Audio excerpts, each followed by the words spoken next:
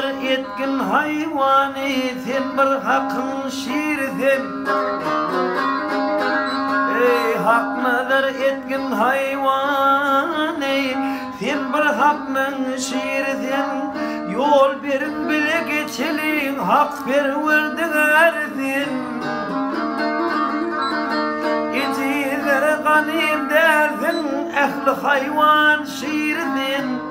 Şah-ı Merdan hemşir Huda senin kulun birsin.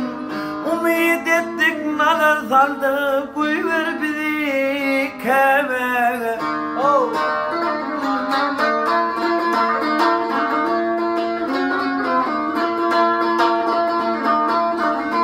Ey 3 gün oldu pay piyada öz yurdumdan gelmesem.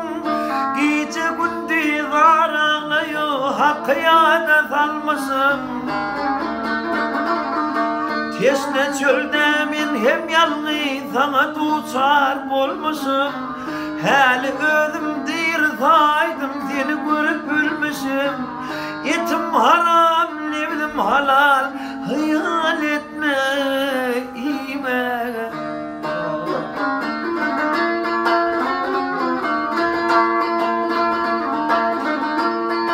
Renkin ineriminiz yazı davan güryanlı. Yüz gözüm anzana minnis adam zaten akıllı. Hak sana zinat verirdir hem gayratlı şekilli. Şir Hudani tanır mısın senin adında kıldı. Her cuma ziyaretiyle barıp kamarıp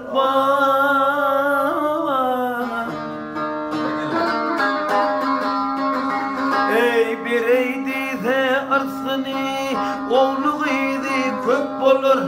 Ata saptır hem de kanır yine ayna kap olur.